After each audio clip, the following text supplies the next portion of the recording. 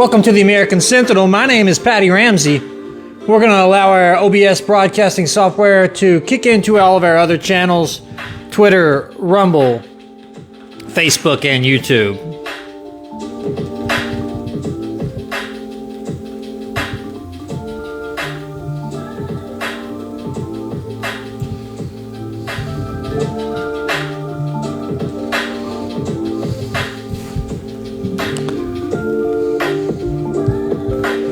Welcome to the show. Welcome to the American Sentinel. My name is Paddy Ramsay. It is September the 30th, and we have a wonderful show for you. Let's get started. I met with some donors today. I met with some very respectable men from the Republican Party in the state of Tennessee, and it was posed to me that maybe I could be quite possibly a good candidate for one of the congressional districts, that is state senator. Not federal senator, but state senator here in the state of Tennessee. Now, I'm not going to say which congressional district that is because I don't want to let the left hand know what the right hand is doing in case I decide to pursue this. And it is something that I, along with my neo-nephews and some people from the American Sentinel and some people from the Groyper movement, have been really talking with me about, and we've been discussing our options and looking into what we have available to us.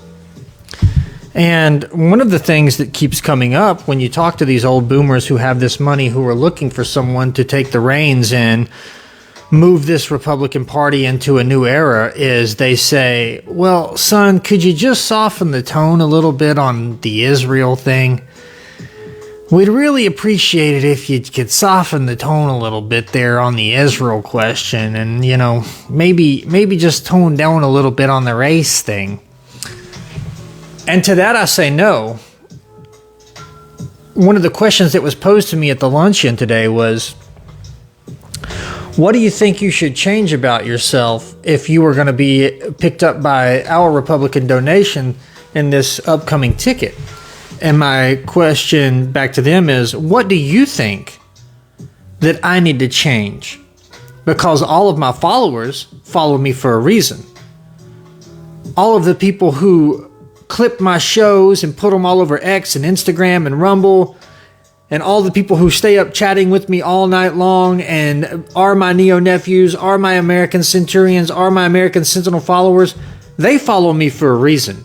And it's because I don't cower to power. It's because I don't cower to AIPAC money. It's because I don't cower when the question of, are whites being replaced? Are we being fed forced migration and saying diversity is our friend? Are black people murdering white people at exponential rates and then bragging about it? Are Jewish people infiltrated our government to the point where we can't even breathe because of the suffocation of infiltration and inflation? Now, my followers come to love me. They come to know me because I am courageous in that speech. And I feel a bit like that scene in William Wallace, and I don't want to compare myself to Braveheart, William Wallace, or anything of the such, although we do share a certain similar Celtic lineage. I feel like that scene where he's just getting started and he's just pushed a bit of rebellion in, and they name him the Protector of Scotland. And the first thing they say is, will you do this politically? Will you do that politically? Will you do this politically? Will you name us who's the true heir? Will you? And he goes, look at you. You're too busy squabbling from the scraps, squabbling over the scraps of Longshanks's table to see your true destiny and potential. And to all those people at that luncheon today who said, would you soften the tone to Israel a bit? Could you play down the race card a bit? Because you'd make a hell of a senator. You've got a fight in you, son. We'd love to see you fight for us. To all those people, I say, stop fighting for the scraps. Stop fighting for the scraps that fell off the table of your Israeli and Jewish overlords, from your Miriam Adelson overlords. And yes, you may say, wow, that's pretty messed up. You went to a luncheon today with these people and then came home and talked about them on your show. I told them I was going to talk about them. I told them that the difference between me and every other politician is I'm transparent with my base. I'm transparent with my people. I want my people to know what's going through my head. I want people to know what I am my people. I want my people to know that they can come to expect me to do a certain thing a certain way every single time. That is consistency. Quality.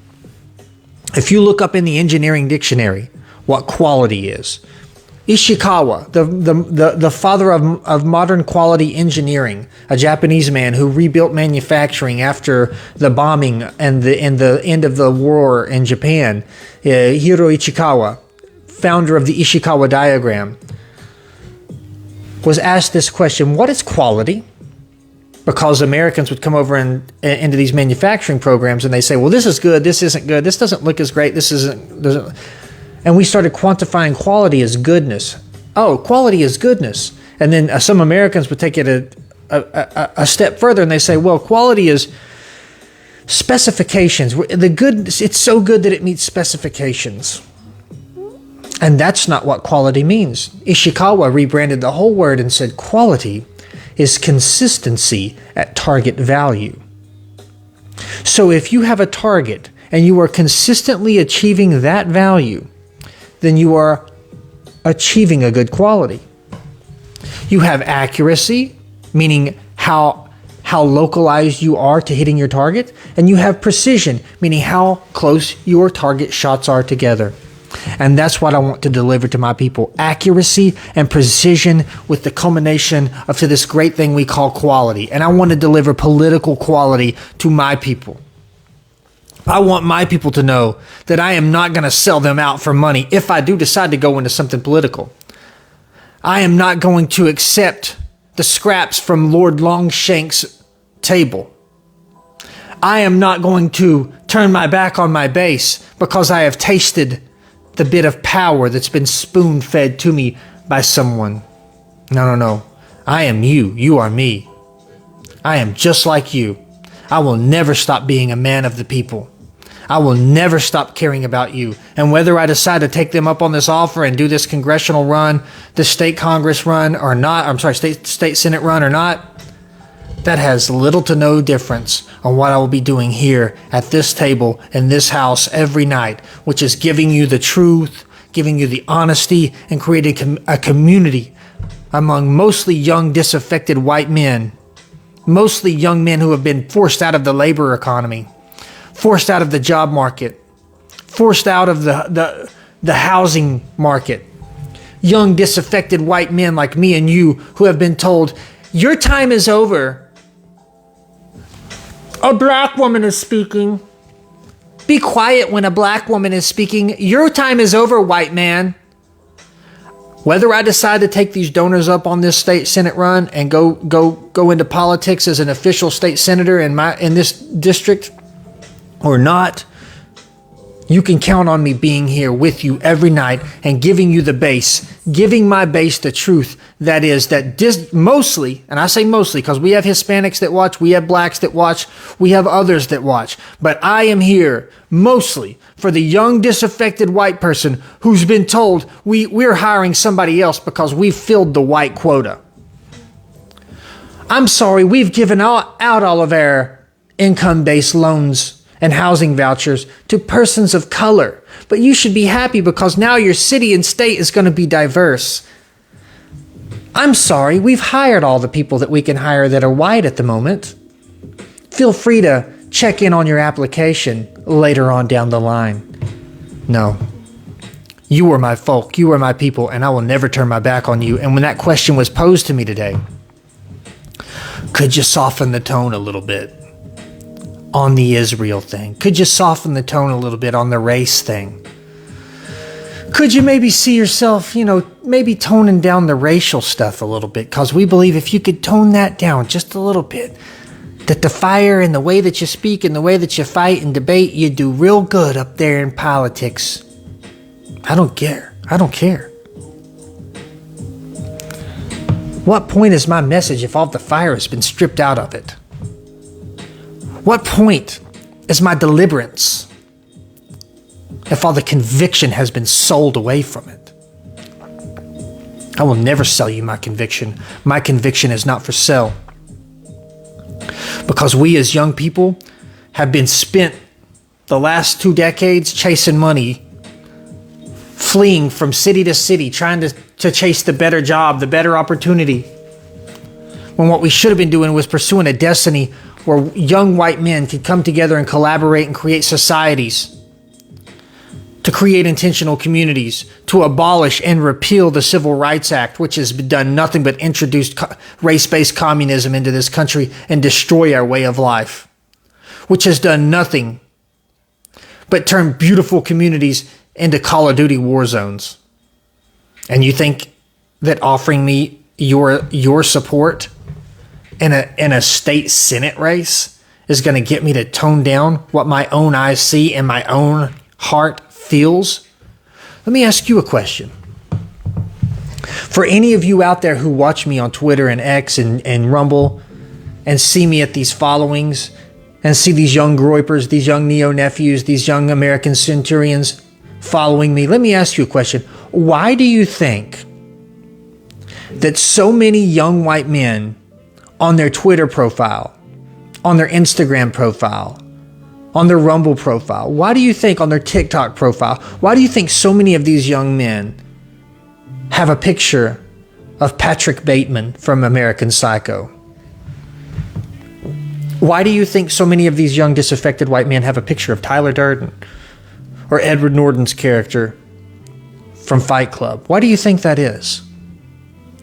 Because it's a type of who they are. It's an analogous to what we've been forced to endure. Patrick Bateman played by the rules. He spoke a correct way in public, but he was completely compressed and psycho on the inside. And the connection these white men have with these characters is that if they were ever allowed to just thrive and be who they were, they would have been an example of alpha maturity male, of what to be, of leadership. But we've been crushed by society because everything that's been fed to us post World War II has said, if black people get together, it's great. That's black power. That's raise a fist. That's Tupac Shakur's grandmother. That's what black power looks like, motherfucker.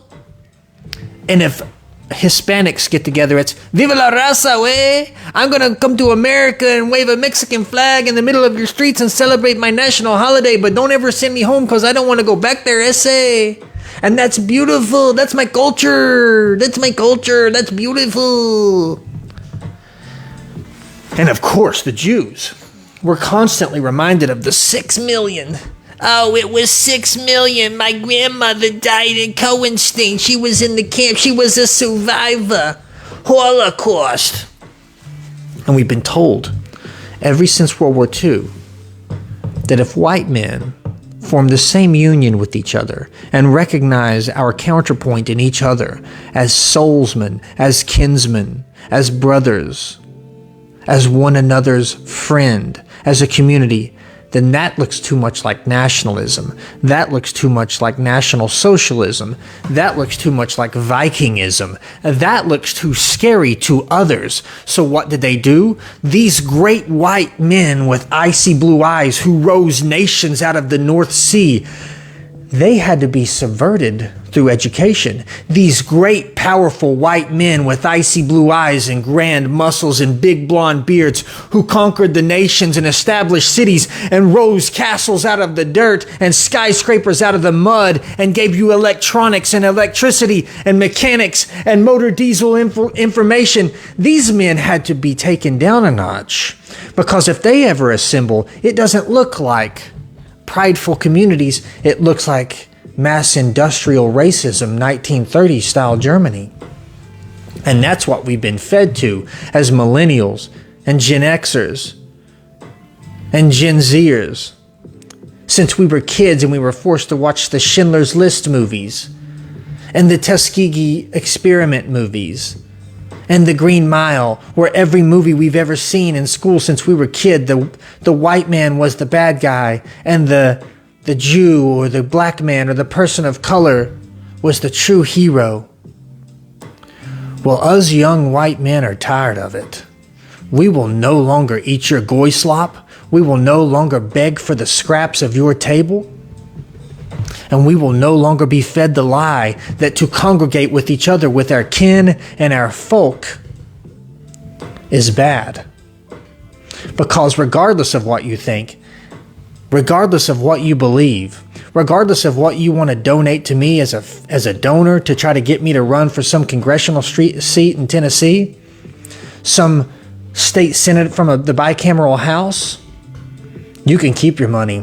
Like William Wallace told the great lords of Scotland, you are too busy arguing and bickering over the scraps of your overlord's table to realize your true destiny. Well, I don't. You can keep your money. You can keep your Senate seat.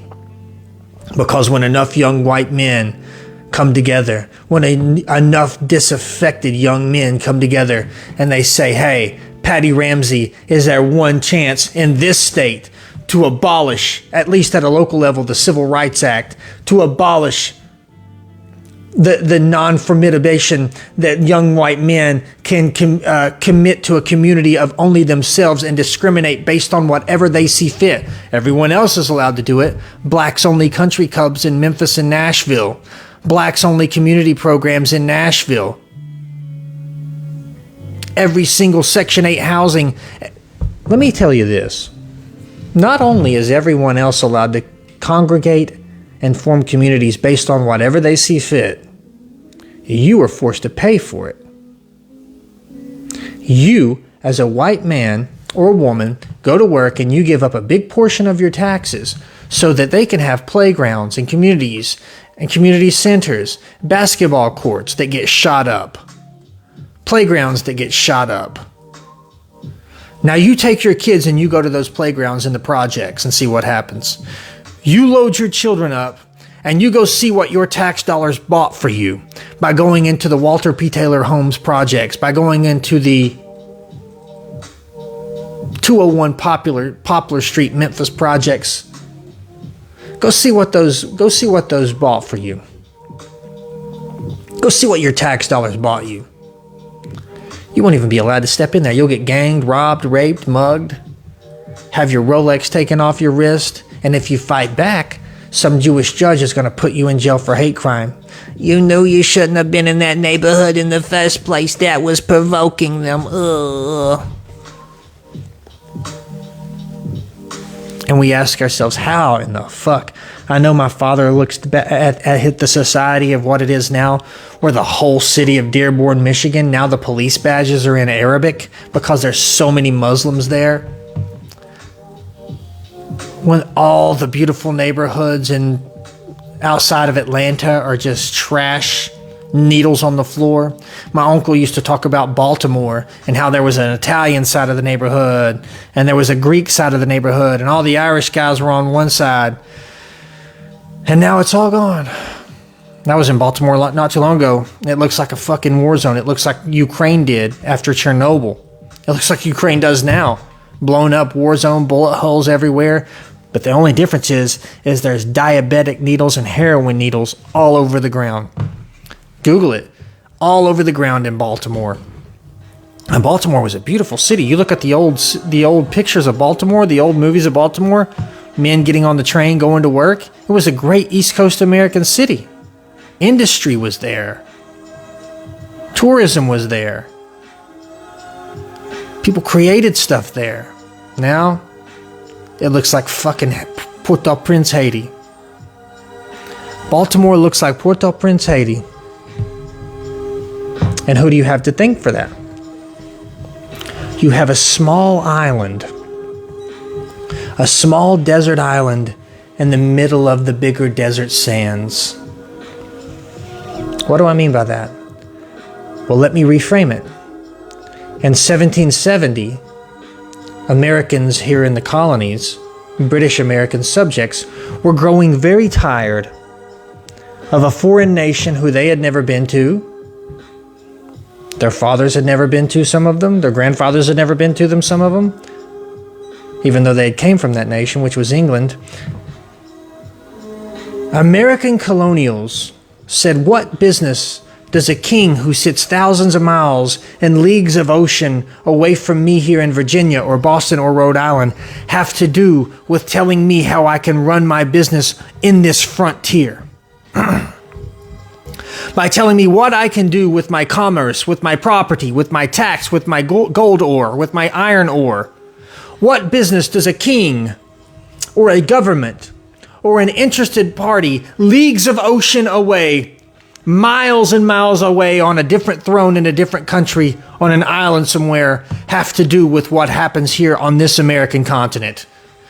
And so because we refused to be subject to that tiny island, we overthrew their rule and we expelled them from our nation and we became a new nation.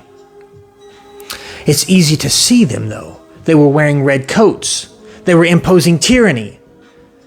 They were imposing law.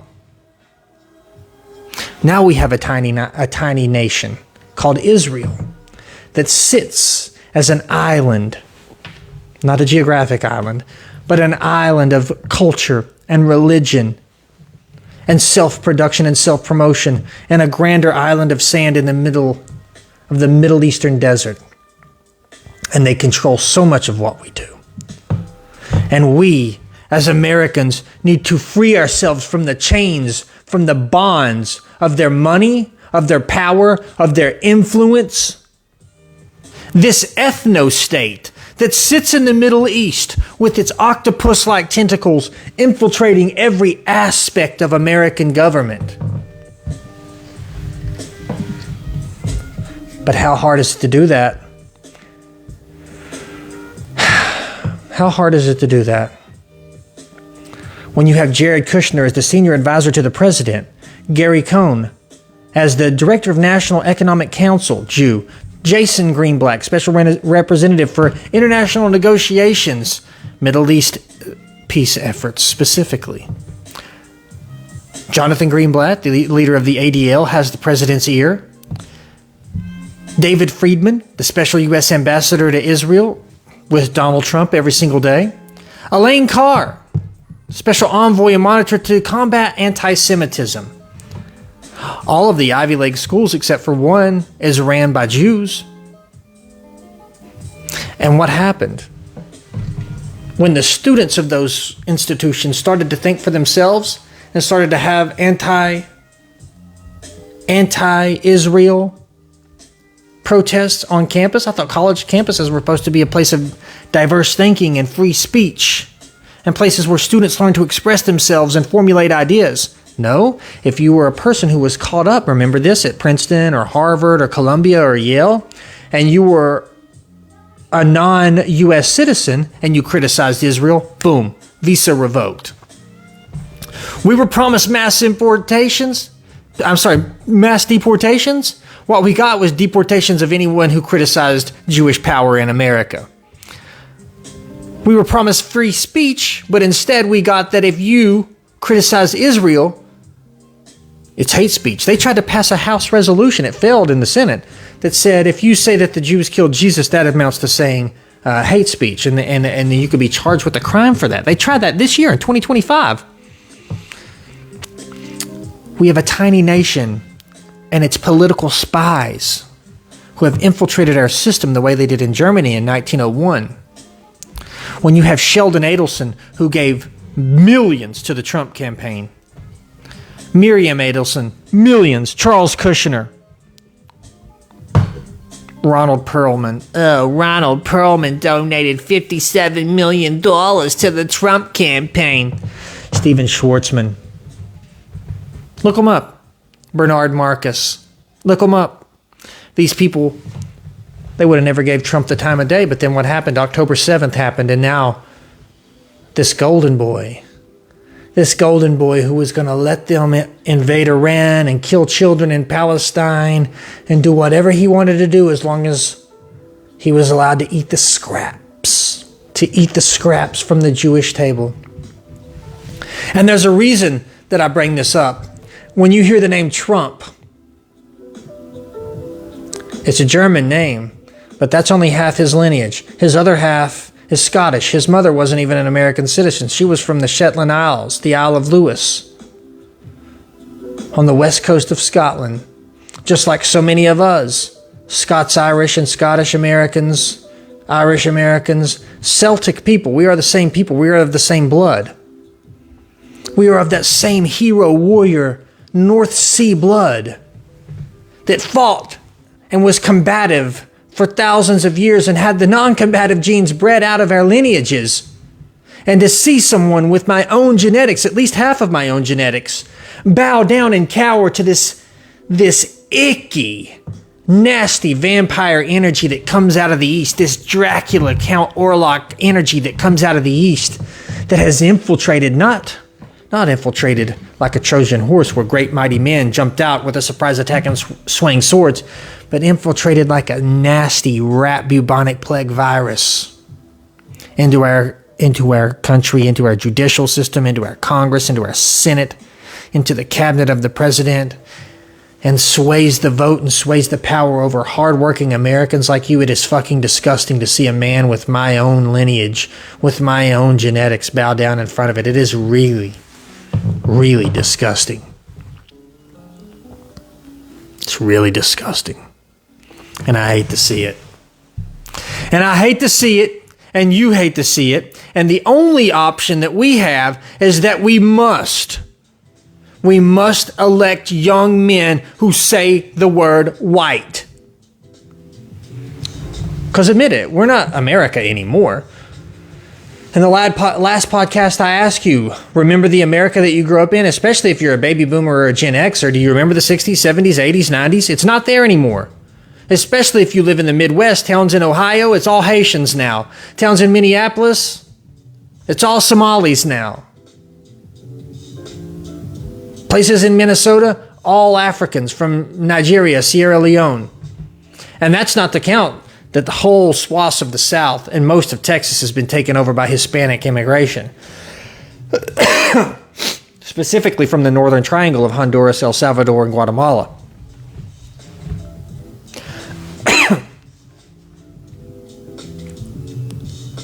And that America that you know doesn't exist. So we are no longer an America that looks like the Norman Rockwell painting.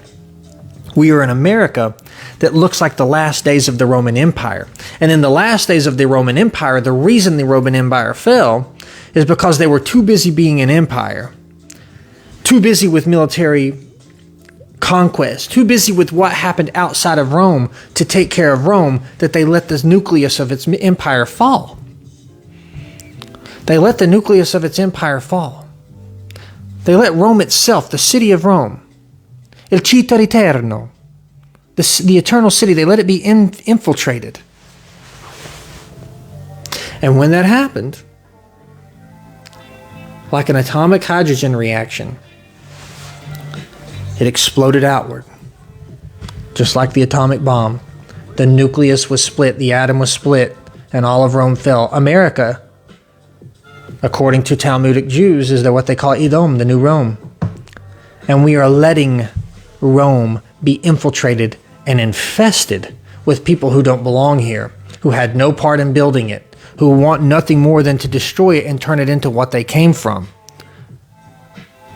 And all this is being allowed, and not just allowed, but subsidized, underwritten, funded by that tiny island nation, that island of culture in the middle of a sand desert. I call on that spirit of 1776, where we once had to expel a tiny island who had control over us, where we once had to expel those people. It's time to expel them today. And for those of you just joining on X, those of you who just joining on Rumble, the topic of this conversation is that earlier today I had met with some donors in one of the congressional districts in Tennessee to see if maybe I was a good fit for a run for a state senate office for whatever congressional district, I'm not going to say which one, in the state of Tennessee. And one of the questions at this luncheon today was, could I soften my tone a bit on race? Could I soften my tone a bit on Israel? And the answer to that is no. I will not squabble like a dog over the scraps from Longshank's table. I will not scrabble like a dog over the scraps from AIPAC's table. My people, let me tell you something. I was talking about this with my dad not too long ago.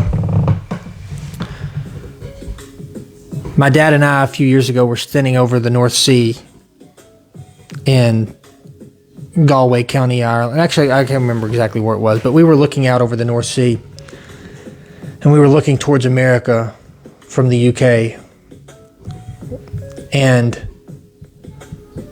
or maybe it was Ireland. I can't remember. Anyway, we were looking over towards America, and the waters were choppy. I mean, banging up against the cliffs. Boom, bang, bang. And I've seen it a bunch. I've been there a bunch.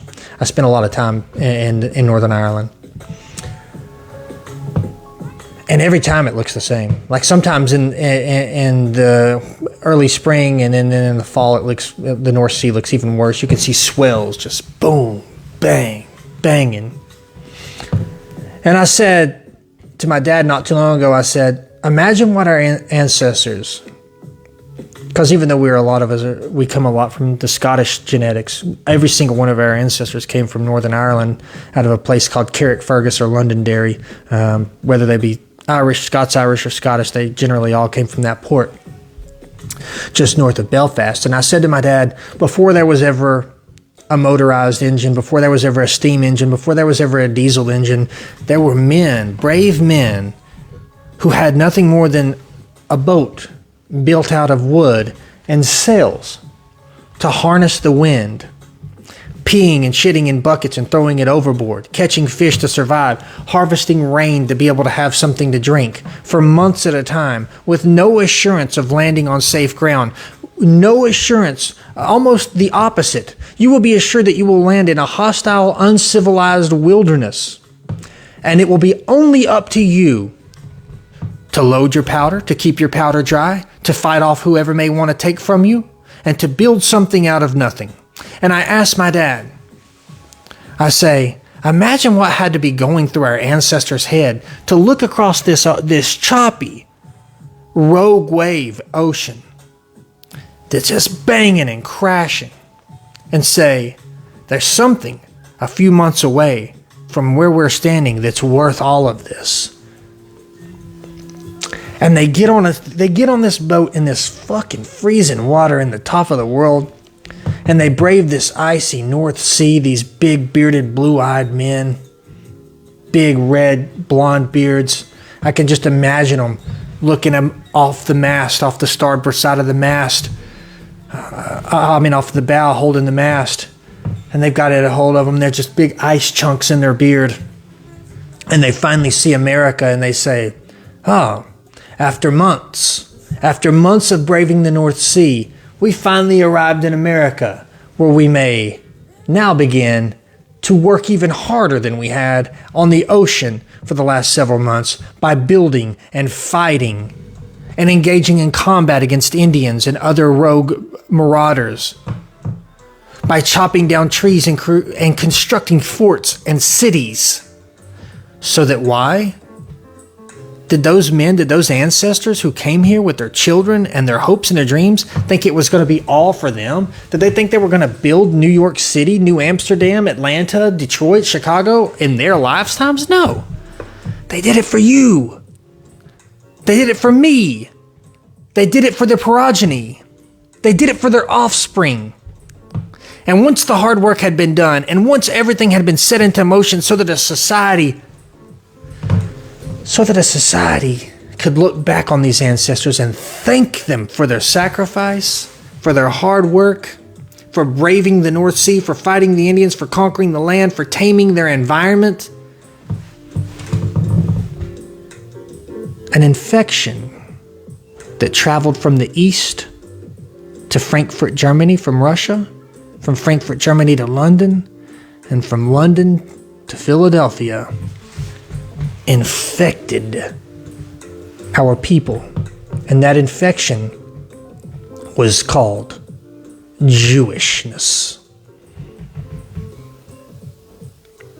It taught your young children to hate those ancestors who braved the North Sea, to hate those ancestors who came from nothing and fought the Indians and tamed the land and rose civilizations out of nothing.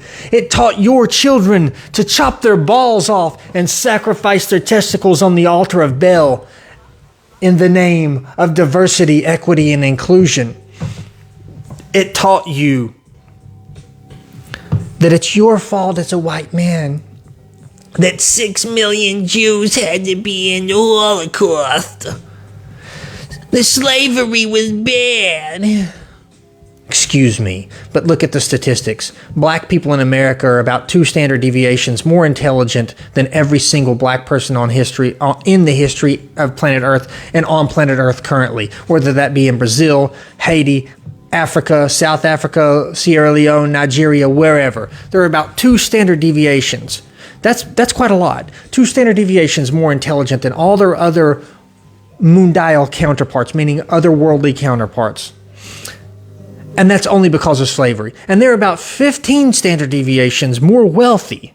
Even the poorest blacks in America who receive welfare and have a house over their head are more wealthy than the poor Hutus and Tutus in Rwanda who are killing each other, who were in massacres with machetes, chopping off each other's hands and going through mass starvations. And we're taught that the worst thing that ever happened to black people was slavery. Oh, good. Well, we all know that Jewish people sold black people into slavery and that they were the biggest portion of slave owners in the South. But let's don't bring that up. Let's don't bring up that John Wilkes Booth's mentor and leader was a Jewish man who started all this stuff. Let's don't bring that up. Let's do bring up the fact that slavery was the best thing that ever happened to black people in America. Oh my God, he's never going to be a state senator now. Oh, he's never going to tone it down. Oh, call it off. Oh, he's never going to get the vote now. Let me tell you something. I don't care if you vote for me or not. I'm not looking to win you over. All I want to do is win over enough young white men so that we can create something of our own and force out those who wish to infect us. Slavery was the best thing that ever happened to African Americans. Why? You're not in Congo right now fighting malaria. You're not in a mud hut right now with no air conditioner, never a history of air conditioner, never a history of a 2-story building. You are prospering. You are prospering from whiteness by proximity. That's why I say that. And these infectious vampires want to use you as a weapon to take down their one true enemy, which is me, because we are their competition.